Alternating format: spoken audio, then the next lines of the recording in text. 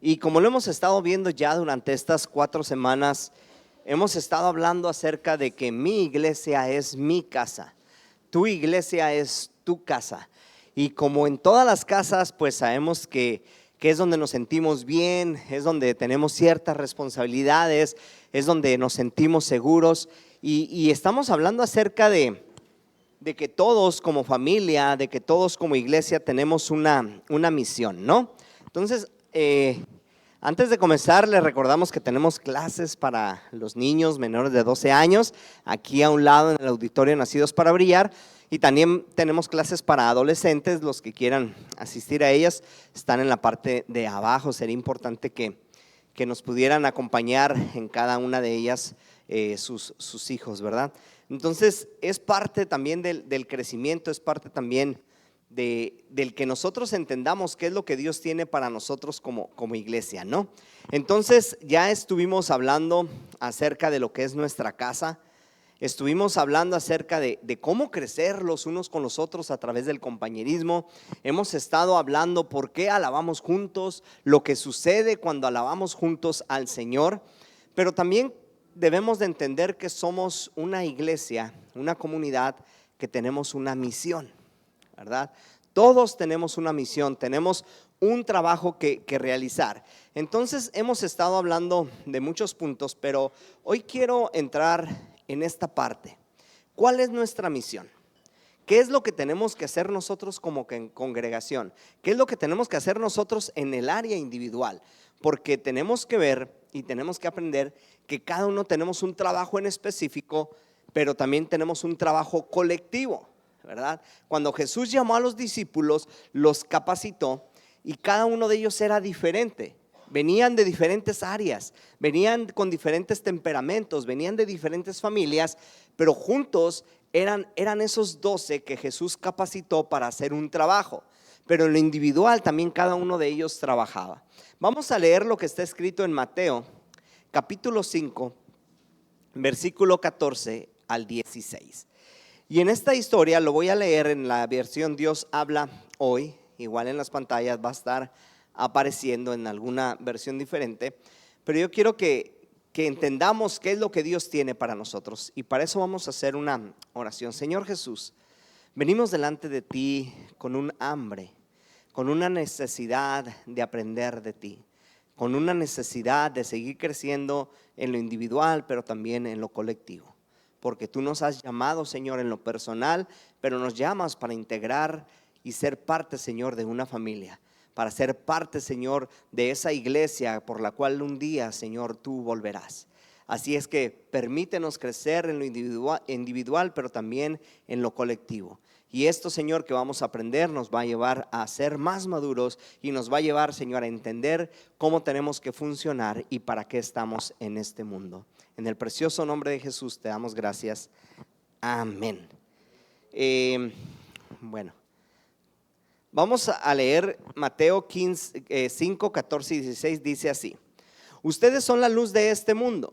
Una ciudad en lo alto de un cerro no puede esconderse, ni se enciende una lámpara para ponerla debajo de un cajón. Antes bien, se le pone en alto para que alumbre a todos los que están en la casa.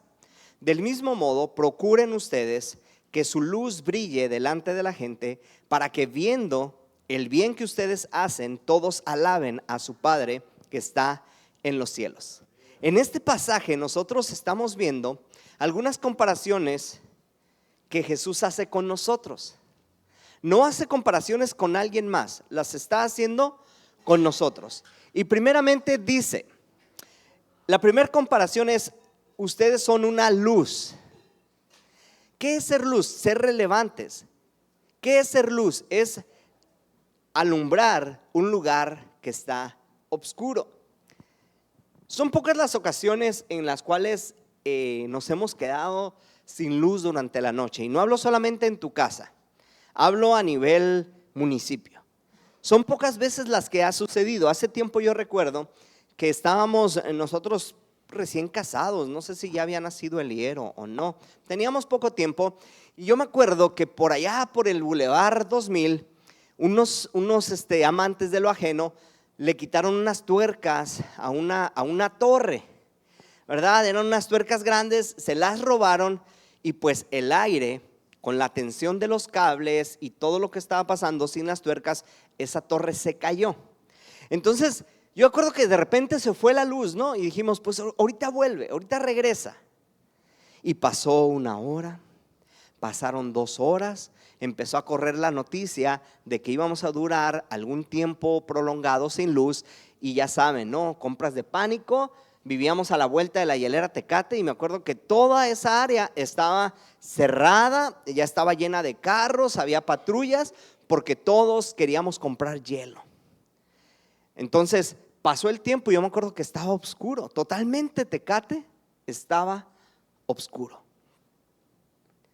No había de dónde agarraras luz, más que los que tenían, yo creo, generadores, pero toda la ciudad estaba oscura. Son de las pocas veces que yo he experimentado tanta oscuridad en mi vida. Y yo decía, ahorita cualquier mínimo punto de luz que haya es muy notorio. Por allá veías en el cerro del Cuchumá, iba uno de las migras y dice, allá se alcanzaba a ver la luz. Y tú decías, hay alguien ahí, hay vida ahí. Hay vida ahí, ¿por qué? Porque alguien está prendiendo una luz. ¿Y qué era lo que pasaba? La volteábamos a ver, porque era lo único que había luz. Y esto es lo que hace Jesús en nuestras vidas. Recordemos que en el tiempo que Jesús está hablando estas palabras, no había luz eléctrica como el día de hoy. No había alumbrado público como el día de hoy. Era una situación en la cual realmente se sabía lo que era la oscuridad. Entonces dice, ustedes son una luz, ustedes son una lámpara, y esa lámpara no la van a poner en un lugar oscuro, sino que tiene que ver. También nos dice que nosotros somos parte de esa comunidad que existe para traer luz a Tecate. Esto es lo que nos está enseñando. Dile al que está a tu lado, tú eres luz para traer vida a Tecate. ¿Cuántos se la creyeron? ¿Verdad? No faltó el que dijo, ¿yo? ¿verdad?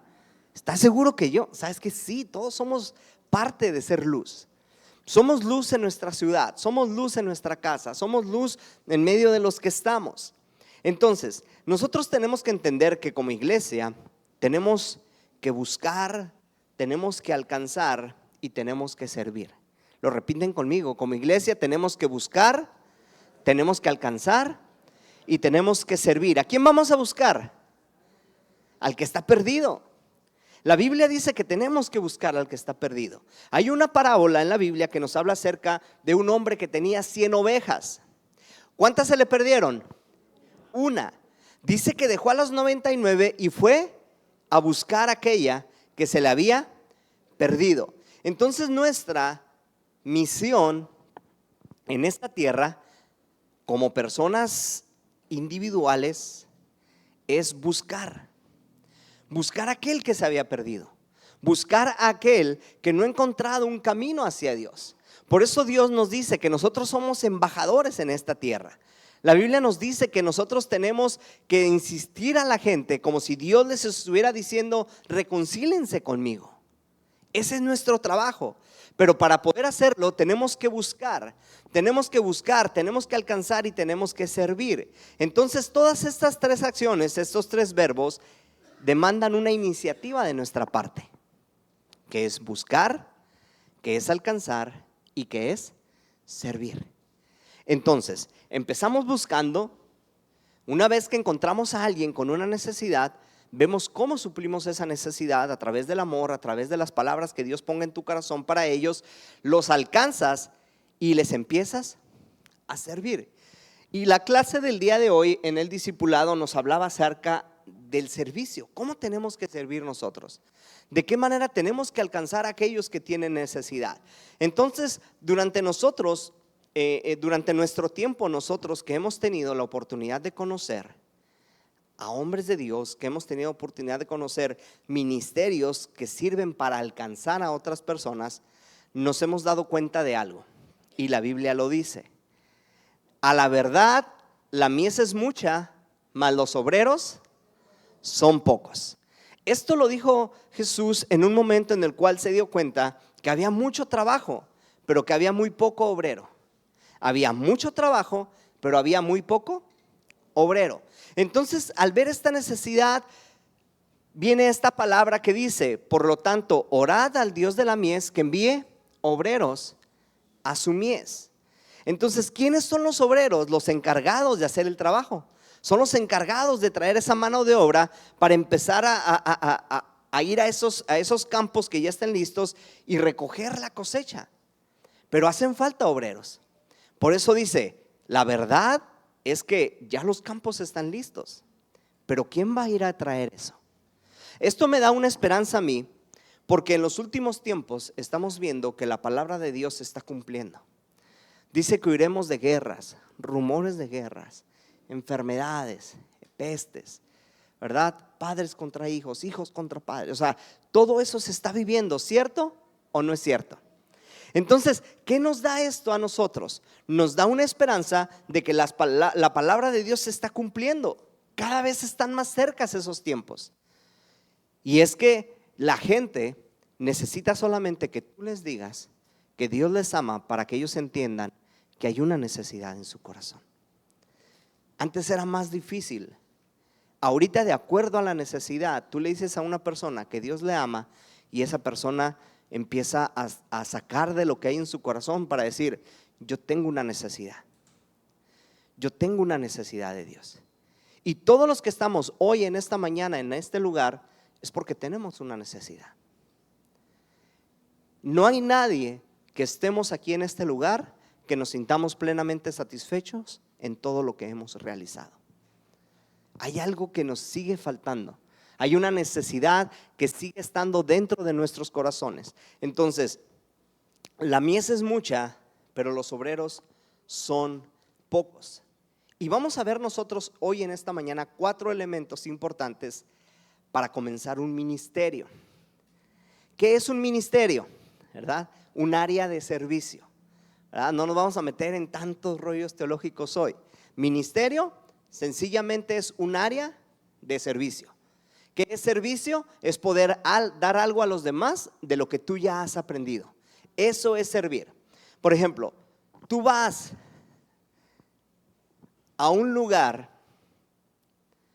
porque necesitas comprar, no sé, carne, ¿no? Para una carne asada. ¿Cuántos quisieran hacer una carne asada ahorita? Se presta el día, ¿verdad? Está bien rico para hacerla. ¿Qué dicen? Mejor la compramos ya asada, ¿verdad? Ya te la venden asada también. Si tú quieres hacer una carne asada, lo que tú quieras hacer ahorita, saliendo de la iglesia, vas y te metes a una tienda. Tú empiezas a agarrar lo que necesitas, pero no puedes salir y te lo puedes llevar sin más ni más. ¿Qué necesitas hacer? Pasar a la caja donde alguien te va a servir. ¿Qué pasa con esa persona que te va a atender en la caja? Es una persona que ya ha sido capacitada para atenderte y poder vender lo que tú estás queriendo llevar a casa. Ya sabe los precios. Si tú no encuentras algo, le preguntas, te dice: mire, está acomodado en tal lugar. Esa persona ya tiene una capacidad, ya tiene una experiencia para poder ayudarte en esa necesidad. Se convierte en un servidor. En la iglesia sucede exactamente lo mismo. Nosotros podemos entrar a la congregación y podemos agarrar una Biblia y podemos empezar a agarrar muchos versículos. Podemos empezar a comer de todo lo que está ahí. Pero hay personas que ya han sido capacitadas por medio del Espíritu Santo para servirte a ti, para ayudarte. ¿Qué pasó con Felipe y el etíope? ¿Qué pasó? Había un hombre que iba por el desierto, iba leyendo la palabra de Dios. El Espíritu Santo lleva a Felipe al desierto y le dice: acércate a esa carroza. Y le dice que hay un hombre ahí que está pues en medio de una necesidad. Cuando llega Felipe al carro, se encuentra a este hombre leyendo el rollo y le dice: ¿entiendes lo que lees? ¿Y cuál fue la respuesta de este hombre? ¿qué dijo? A ver, los que han leído la Biblia, ¿qué dijo? ¿Cómo voy a entender? No nada más dijo no, ¿verdad? No. Dijo, ¿cómo voy a entender si no hay quien me lo explique? Entonces, Felipe entiende que para eso fue llevado al desierto. No solamente para preguntar, ¿entiendes lo que lees? Sino para explicarle lo que estaba leyendo. Podemos leer mucho, pero ¿entendemos lo que estamos leyendo? La respuesta viene a ser como la de este hombre: no lo voy a entender si no hay quien me lo explique. Y ahí es donde entra el área de servicio. Ahí es donde entra nuestra misión como iglesia: servir a aquellos que tienen una necesidad, servir a aquellos que en medio de su necesidad están buscando de Dios, pero que aún no entienden lo que es Dios, que aún no entienden lo que está escrito en la palabra de Dios. Entonces, por eso Dios vio esta necesidad y dijo: de entre ustedes no solamente quiero misioneros, de entre ustedes no solamente quiero evangelistas, de entre ustedes no solamente quiero apóstoles, sino quiero pastores y quiero maestros. ¿Por qué? Porque es necesario que la palabra de Dios no solamente se predique, sino se enseñe. Y ya hemos hablado de la diferencia entre predicar el evangelio y hacer discípulos. Predicar el evangelio es solamente decir las buenas nuevas de salvación. Establecer el reino de Dios, hacer discípulos, es decir, más allá. Para eso existen los pastores y los maestros, evangelistas, ¿verdad? Profetas, apóstoles, van allá afuera, hacen su trabajo, traen gente. ¿Y qué es lo que hace el pastor y el maestro? Les enseña. Esa es nuestra misión: enseñar a aquellos que están en medio de una necesidad. Entonces, fíjense, nosotros tenemos que entender que va a haber algo en estos 4 puntos que va a marcar la diferencia. Y el punto número 1 que va a marcar la diferencia es la palabra de Dios. Eso es lo que va a marcar la diferencia en nuestras vidas. Si bien es cierto que nosotros comenzamos a veces con proyectos para alcanzar el mundo, nosotros iniciamos con proyectos en los cuales queremos tener una congregación llena, pero ¿qué les vas a enseñar? Hace tiempo decía el pastor Eddie Woolsey esto, que él comenzó su congregación en la sala de su suegra. Ahí en la casa de su suegra, en una sala empezó. Y empezó a invitar gente y la gente empezó a ir. Y dice que se empezó a llenar con 10 gentes. De repente ya había 15 gentes. Unos estaban parados afuera de la casa escuchando lo que el pastor Eddie decía. Dice que él de repente sintió la necesidad de rentar un local y lo rentó.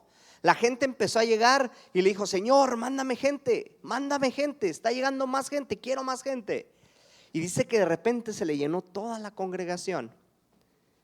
Y que así como se llenó, así mismo se vació. Y él preguntó: Dios, ¿qué pasó? Y le dijo: Señor, es que no tienes servidores. No tienes servidores para poder retener a esa gente que yo estoy enviando.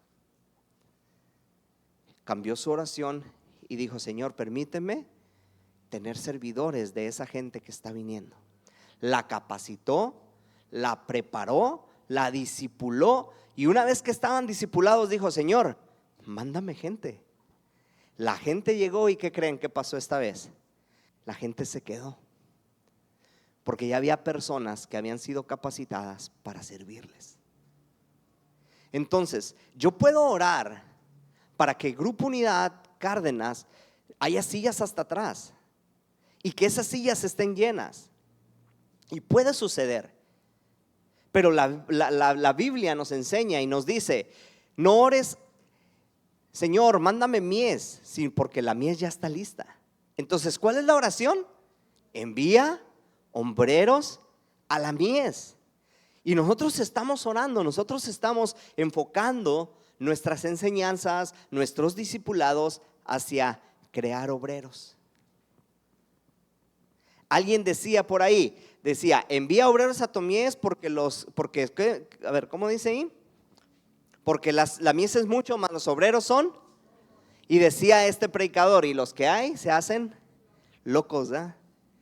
Y yo no lo entendía en ese entonces, decía, este compa qué curada, no, nomás lo agarró para que rimara, pero no, es verdad, sí es cierto. Hacen falta servidores. Porque hay muchos que ya hemos tenido esa capacidad de entender lo que es la palabra de Dios, hemos crecido en el evangelio, hemos disfrutado de las bendiciones de Dios, pero la palabra servir ya no está dentro de nuestro vocabulario. Ahora, yo entiendo que hay dos áreas de servicio, se los mencionaba hace rato, la que es afuera y la que es dentro. Y no podemos decir que solamente la área de servicio de afuera es la mejor. Porque ¿qué hay de lo que pasa dentro del templo? No podemos decir que el área de servicio, la mejor es la parte del templo, porque entonces, ¿qué pasa con lo que está afuera? Si se fijan, estos cinco ministerios que Jesús establece van de la mano. Y estos cinco ministerios tienen que ver adentro como afuera, afuera como adentro. Porque si no, entonces no estaríamos aprovechando el trabajo de los evangelistas, de los que alcanzan a la gente, si no hay quien las discipule. Entonces tenemos que trabajar en equipo. Tenemos que entender que el trabajo afuera es tan importante como el de adentro. Pero hay veces que nosotros ya creemos que solamente lo que hacemos afuera es lo único importante y ya no queremos servir dentro del templo. O hay personas que solamente queremos servir en el templo y no queremos servir afuera. Se nos olvida que nuestra vida espiritual va de la mano en estos cinco ministerios. Alcanzo, discipulo. Una vez que discipulo, vuelvo a mandar a alguien más para que siga alcanzando. Y esto se convierte en un círculo.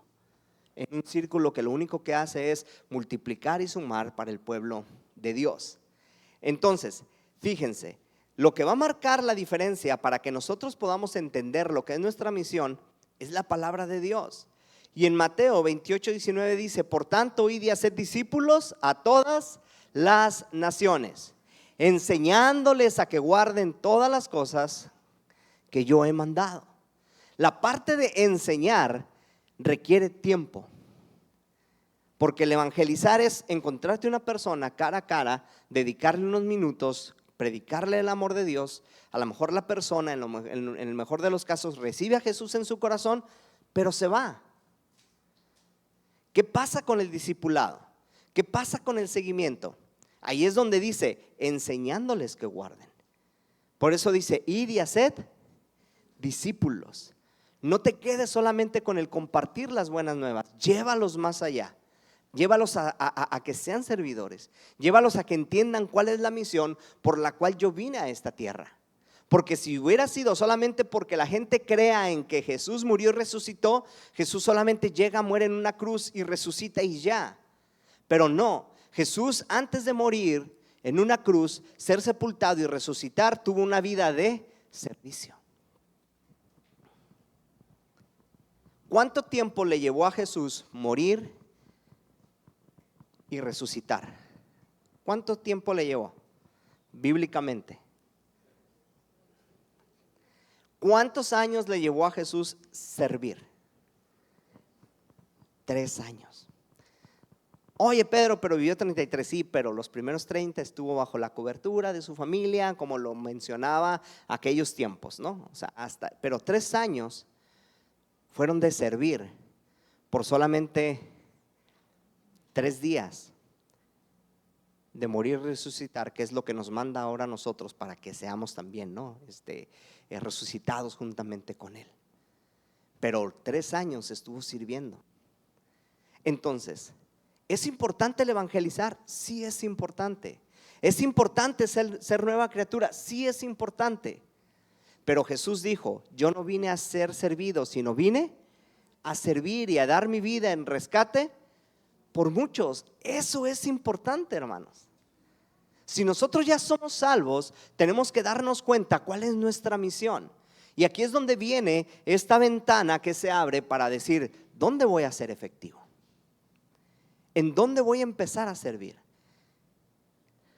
Los ministerios que estamos aquí en la iglesia estamos sirviendo, pero hacen falta muchos servidores. Entonces, ¿cuál es el propósito de los estudios de los domingos, Pedro? El propósito de los domingos es capacitarlos a ustedes con herramientas que los lleven a un servicio. Ahorita le decía a Raúl, se me olvidó decirte, pero los que van a pasar del segundo nivel al tercero, yo sé que todos los del tercero ya están en un ministerio, pero de los que vienen del segundo al tercero, la mayoría a lo mejor no está en un ministerio. ¿Hacia dónde nos lleva el tercer nivel? Hacia servir. Entonces yo le digo a Raúl, es momento en el cual los que están en un segundo nivel empiecen a ver dónde Dios quiere que sirvan. Porque en el tercer nivel los vamos a capacitar ya para servir. Pero ya tienen que saber hacia dónde van, en dónde quieren servir. Y eso es lo que nosotros estamos haciendo como iglesia. Algunas personas me dicen, oye Pedro, no está viniendo gente. Sí me da tristeza que no esté viniendo gente, pero ¿saben qué? Yo creo que aún no estamos listos para recibir a la gente. Platicando con el liderazgo me doy cuenta que hacen falta servidores en sus ministerios. Me doy cuenta que hacen falta manos para recibir a la gente que Dios va a enviar. ¿Y cómo la va a enviar? A través de estos hombres y mujeres que salgan, compartan las buenas nuevas y traigan a la gente aquí a la congregación. Pero para que el trabajo de ellos no sea en vano, nosotros como iglesia, aquí adentro de estas 4 paredes, tenemos que estar preparados. ¿Para qué? Para que cuando llegue esta persona bien contenta porque se encontró a alguien en el parque, la evangelizó, la convenció de venir a la iglesia y venga con ella y la traiga aquí, nosotros la podamos atender y recibir bien. ¿Sí me estoy explicando hacia dónde voy? Es que es lo que Jesús les decía a sus discípulos. Cuando ellos estaban peleando por quién se iba a sentar de un lado y quién se iba a hacer, dijo, esto no me corresponde a mí. El mayor de entre ustedes va a ser el que se considere menor. Y es que todos fuimos llamados a servir. Esa es la misión de la iglesia, el servicio. Pero nosotros tenemos que entender que la palabra es la que nos crea esa convicción de servir. También debe de existir en nosotros otro punto que lleva por nombre iniciativa. Entre paréntesis le puse buscar oportunidades. ¿Cuántos son oportunistas aquí? Nada más yo soy el único oportunista, qué bueno. Hace tiempo estábamos en el Instituto Bíblico en la ciudad de Dallas y llegó un maestro que se llama Carlos Ortiz y dijo, a mí lo que me encanta de Dios es que Dios es un aprovechado. Y se enojó Pedro, ¿no? Yo me enojé, ¿cómo que Dios es un aprovechado? No estés diciendo eso de Dios, casi me paro a decirle al maestro, ¿no? Porque tenemos el concepto de que una persona aprovechada es aquella que abusa de alguien más, ¿cierto o no es cierto? Por eso muchos dijeron, no, yo no soy aprovechado, yo sí soy aprovechado. ¿Por qué? Porque aprovecho los momentos para poder hablarle a alguien del amor de Dios. En medio de un dolor, Dios es el más aprovechado para que en ese momento Él llegue y alguien diga, Dios te ama. Cuando yo entendí esa parte que decía el maestro, dije, sí, es cierto. En algún momento de necesidad en mi vida, Dios aprovechó esa oportunidad para hablarme a través de alguien y decirme que Dios me amaba. Entonces nosotros tenemos que tener esa iniciativa, tenemos que buscar esas oportunidades para que nosotros podamos decir, aquí hay una necesidad, aquí hay una solución. Una necesidad, una solución. ¿Y quién es el que va a traer la solución a las vidas de esas personas? Es Dios. Pero tú tienes que buscarte esa oportunidad.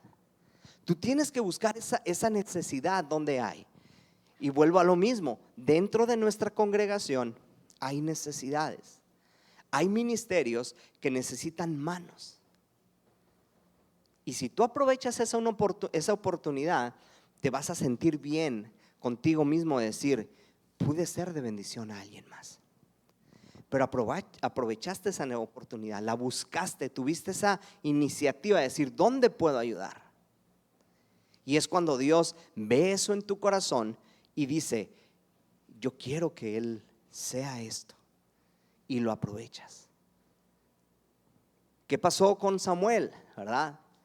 Samuel estaba escuchando la voz de Dios, aún no le conocía, iba a donde estaba el sacerdote Elí. A la tercera vez el sacerdote Elí le dice, si te vuelven a llamar, di, háblame, tu siervo escucha.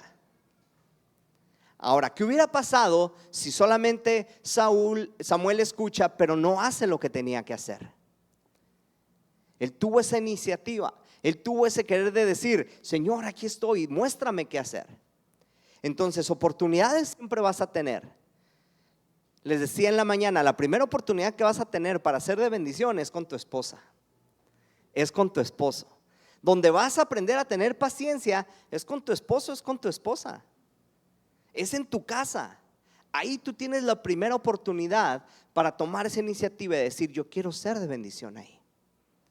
Después viene la iglesia, después viene lo que está a tu alrededor, pero tenemos que tener esa oportunidad de decir, yo quiero tener esa iniciativa. El siguiente punto es el yo, pero un yo bien encaminado, ¿verdad? Muchas veces yo escuché que muchos predicadores nomás jugaban al yo-yo, ¿no? Y yo decía, ¿por qué al yo-yo? Porque decían, yo hice esto, yo hice el otro, y yo hice el otro, era puro yo-yo. Pero nosotros hemos creído que el yo está mal, pero no siempre está mal. Un yo bien aplicado es de bendición en manos de Dios. Yo lo haré. Envíame a mí.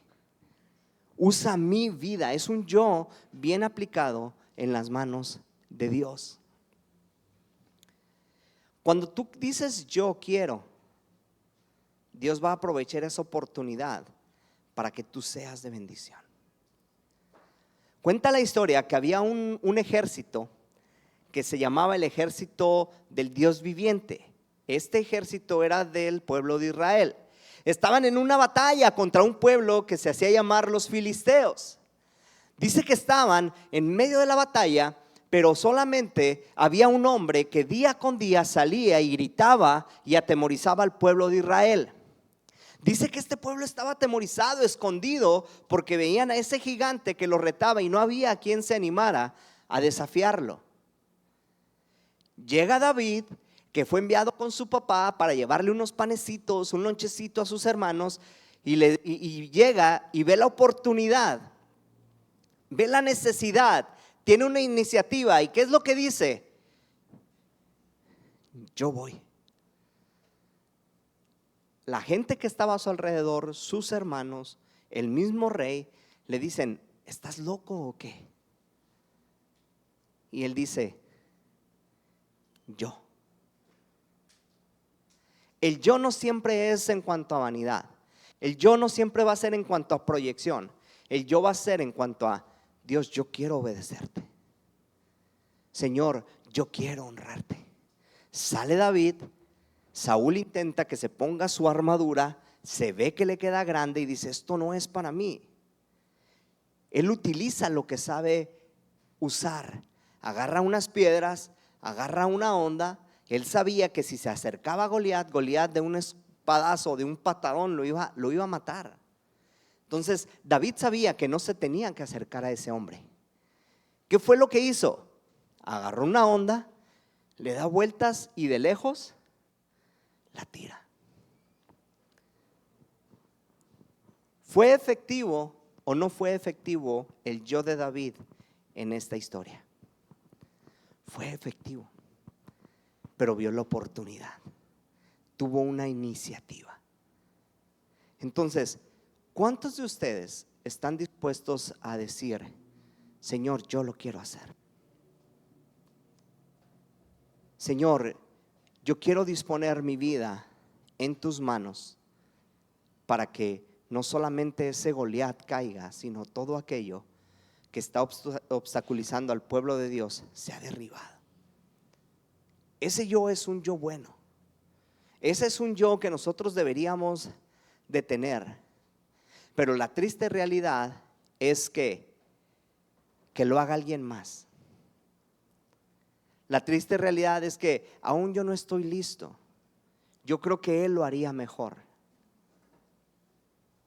Yo he aprendido algo como papá, como esposo, y es que si yo no atiendo bien a mi esposa, si yo no cuido bien a mis hijos, posiblemente va a haber alguien que lo va a querer hacer. Pero es mi responsabilidad decir, yo lo voy a hacer. ¿Por qué? Porque yo adquirí un compromiso hace más de 14 años delante de Dios, delante del pastor, delante de unos testigos que invitamos, de decir, prometo. ¿Quién fue el que prometió? ¿Sabes qué? No fue mi papá el que prometió. No fue mi cuñado el que prometió. No fueron mis mejores amigos los que prometieron. ¿Quién fue el que prometió? Fui yo. Entonces, ¿quién tiene que cuidar? ¿Quién tiene que hacer este trabajo? Yo. Y lo mismo es para la esposa, ¿verdad?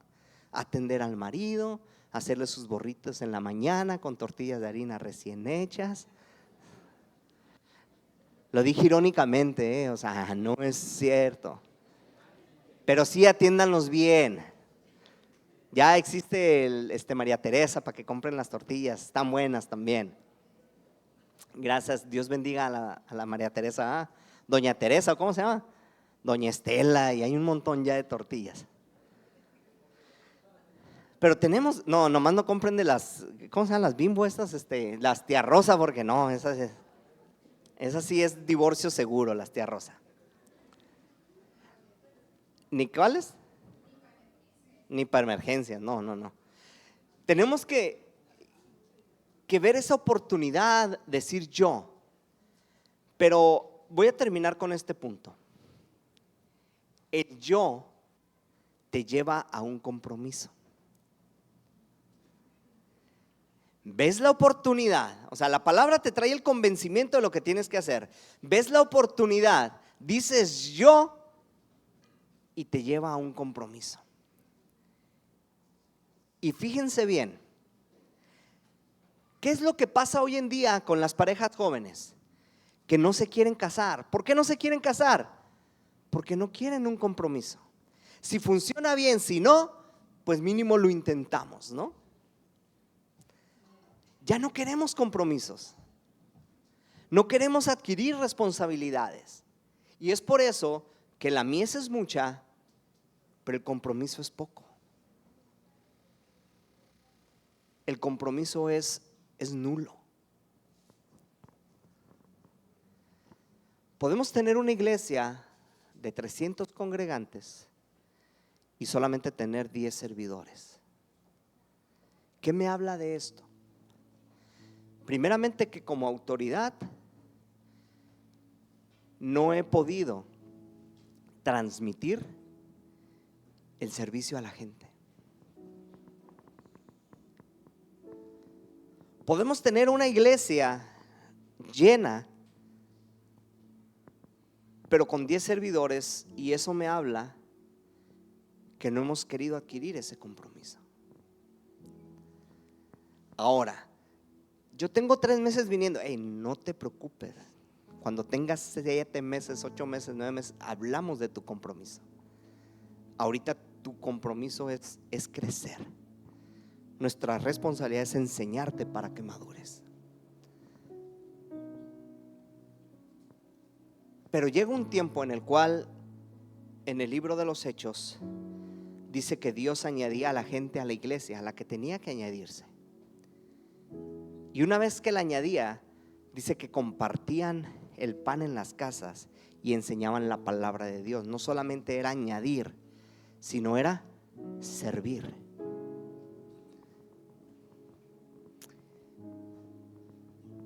Empezaron en una casa, ¿no? Por ahí se abrió otra casa y por ahí se abrieron 500 casas. Oye, eran 12 discípulos. ¿Cómo le hicieron? Encontraron servidores que hacían lo mismo que Jesús les enseñó a ellos. Hubo una multiplicación, no solamente de gente, sino una multiplicación de servidores. Entonces, como iglesia, Nuestra misión en mi iglesia, en mi familia, mi misión es servir. Y Jesús, con una manera tan sencilla de vivir, tan humilde de hablar, pero con un poder sobrenatural, dijo estas palabras: porque yo no vine a esta tierra a ser servido, sino vine a servir. Y es importante, familia, que en esta mañana nosotros digamos, y yo se los decía hace tiempo, ¿no? Bueno, la semana antepasada, cuando hablábamos acerca de la alabanza, y yo les decía: tú alababas bien, ¿qué te impidió alabar? Tú levantabas las manos, te rendías a Dios, ¿qué impidió que ya no lo hagas? Lo mismo es con el servicio. Yo he conocido gente que cuando yo llegué a la iglesia eran servidores. Algunos de ellos fueron mis maestros. Hoy en día no son maestros, ni siquiera van a una iglesia. Y la pregunta es: ¿qué les impidió? ¿En qué momento desviaron su mirada de Jesús? Y hoy solamente, si va bien, se congregan, si no, ya ni eso. Y yo creo firmemente en mi corazón que Dios está trabajando en nuestros corazones. Y en medio de la bondad y el amor de Dios, Dios te está diciendo: hey, ven, aún tengo algo contigo. Dios te está diciendo: hey, ven, porque no creas que quedó inconcluso lo que yo empecé en ti. Dice que Dios va a perfeccionar su obra hasta el fin. Hay veces que nosotros ponemos pausa, pero para Dios no existe esa pausa. Dios sigue en una búsqueda insaciable de ti. Aunque tú digas: yo no quiero nada con Dios, Dios sigue esperando la oportunidad para decirte: ven. Y Dios está aprovechando la oportunidad que tú estás viviendo en esta mañana para decirte: hey, ven, yo tengo aún algo contigo. Porque yo prometí por mi nombre, dice Dios, que te perfeccionaría hasta el fin. Y como dice Deuteronomio, que Dios no es hombre para que mienta, ni hijo de hombre para que se arrepienta, Dios lo va a cumplir. No importa lo que tú estés pasando, no importa lo que tú estés haciendo, créelo que Dios tiene sus brazos abiertos para ti. Y te invito a que te pongas de pie. Yo sé que en esta mañana Dios quiere tocar algunos corazones.